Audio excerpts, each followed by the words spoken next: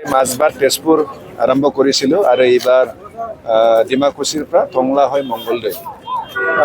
যিয়ে নহওক ৰাইজে চবৰে আশা এটা আছিল, যিহেতু গুৱাহাটী চিটিত গ্ৰীণ বাছ চলি আছে, আমাৰ BTC অঞ্চলত গ্ৰীণ বাছ আহিব না নাই এই কুৱেশ্যন সদায় কৰি আছিল। তো তাৰ কাৰণে মোৰ চিন্তা আছিল BTCত কেতিয়া গ্ৰীণ বাছটো চলাচল কৰিব পাৰোঁ। কিন্তু ডাঙৰ ইয়াৰ আমাৰ প্ৰশ্ন হ'ল চাৰ্জিং ষ্টেচন আমাৰ নাই এতিয়াও। য'ত য'ত চাৰ্জিং ষ্টেচন দিব লাগে এইখিনি আমি দিব পৰা নাই। আমাৰ BTC চৰকাৰৰ মুৰব্বী সন্মানীয় হাগ্ৰামা মল্লিক ডাঙৰীয়া তেখেতেও খুব ইণ্টাৰেষ্টেড।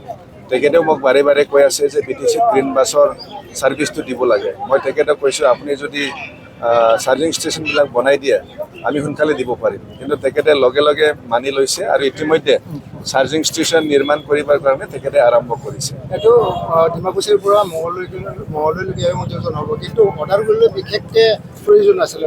ওদালগুৰিতো দিবলৈ আমাৰ খুব ইচ্ছা আছে, কিন্তু ওদালগুৰিৰ ডিষ্টেঞ্চটো আমি মিলাই চাইছোঁ, অকণমান বেছি হয়। তেজপুৰৰ পৰা দিবৰ কাৰণে অকণমান বেছি হয়, আৰু মংগলদৈ ওদালগুৰি তেজপুৰ দিবৰ কাৰণে দূৰটো অলপ বেছি হৈ যায়।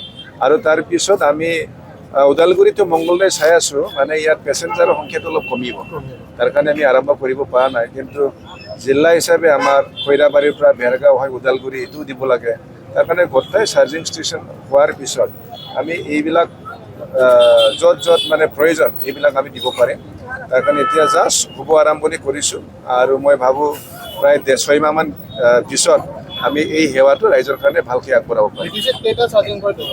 BTC চৰকাৰে এতিয়া 6টা আৰম্ভ কৰিছে। অকল BTC চৰকাৰৰ পৰা হ'ব এইটো নহয়, আমাৰ অসম চৰকাৰৰ তৰফৰ পৰা আমাৰ বিভাগৰ পৰা আমাৰ PME ড্ৰাইভ বুলি এটা আঁচনি আছে। এই আঁচনিৰ যোগেদি ইতিমধ্যে আমি টেণ্ডাৰ এৰি দিছোঁ, আৰু ইতিমধ্যে টেণ্ডাৰৰ ডেট শেষ হৈছে।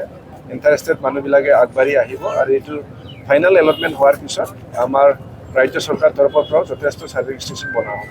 BTCত এইখনে প্ৰথম নেকি এইবাৰ, নে আগৰ পৰা চলি আছে?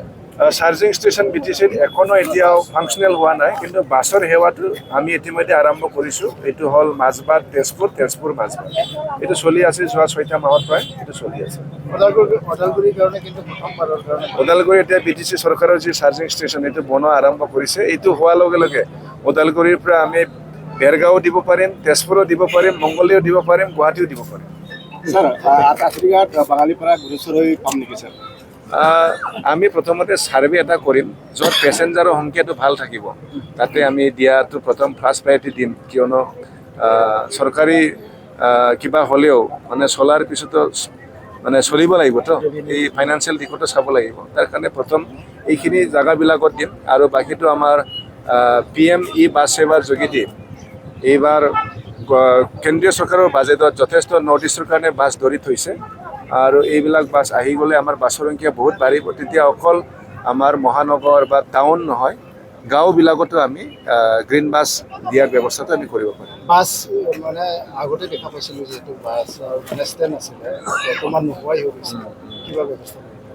বাছৰ ষ্টেণ্ড আমি য'ত য'ত লাগে বনাম, কিন্তু আগত ৰাস্তা বেলেগ আছিল, এতিয়া ৰাস্তা বদলি গ'ল। হাইৱে আজিকালি টাউনটো ডাইভাৰ্ট কৰি বেলেগ ফালে গৈছে। আগৰ বাছ ষ্টেণ্ডবিলাক বনাব গ'লেও ক'ৰবা অলপ আমাৰ টাইমটো বেছিহে যাব। তাৰ কাৰণে য'ত য'ত লাগে এইটো চাই পেলাই আমি কৰিম। আৰু আজিকালি মানুহে টাইম পাছ কৰিব নিবিচাৰে, আমাক বাছ ষ্টেণ্ডটো লাগে এণ্ডিং পইণ্ট আৰু ষ্টাৰ্টিং পইণ্ট ইয়াত লাগে। তাৰ কাৰণে প্ৰথমে আমাৰ চাৰ্জিং ষ্টেচনবিলাক হৈ লওক, আৰু এইটো হোৱাৰ পিছত য'ত য'ত লাগে এমিনিটিছ ৰাইজক এইবিলাক আমি কৰাৰ ব্যৱস্থা আমি কৰিম। বাছৰ যিহেতু ভাড়াবিলাক বৃদ্ধি হৈছে, এয়া গ্ৰীণ বাছৰ কেনেকুৱা? বাছৰ ভাড়াটো বৃদ্ধি হৈছে নে নাই মই ডিটেইলছ লোৱা নাই, কিন্তু আমাৰ ট্ৰেন্সপৰ্ট বিভাগৰ পৰা বাছ বৃদ্ধি হোৱাৰ কোনো তেনেকুৱা সিদ্ধান্ত হোৱা নাই। আমাৰ গ্ৰীণ বাছৰ পৰা বাছৰ ভাড়া বৃদ্ধি হোৱাৰ কথাই নাথাকে, বৈদ্যুতিক বাছৰ আৰু কিয়নো ইয়াত আৰু তেল নালাগে। বৈদ্যুতিক বাছৰ ভাড়া কমিব নেকি? কমাৰ কথাও হোৱা নাই, ভাড়া কথাও হোৱা নাই। আগত যি চলি আছে এতিয়া চলি আছে, কিন্তু বিৰাট ট্ৰেন্সপাৰেণ্ট। ইয়াৰ কোনো কেছ পইচা লোৱা নহয়, যি বিল দিয়ে চব কিবাতে হয়, মেচিনতে। ঠিক আছে।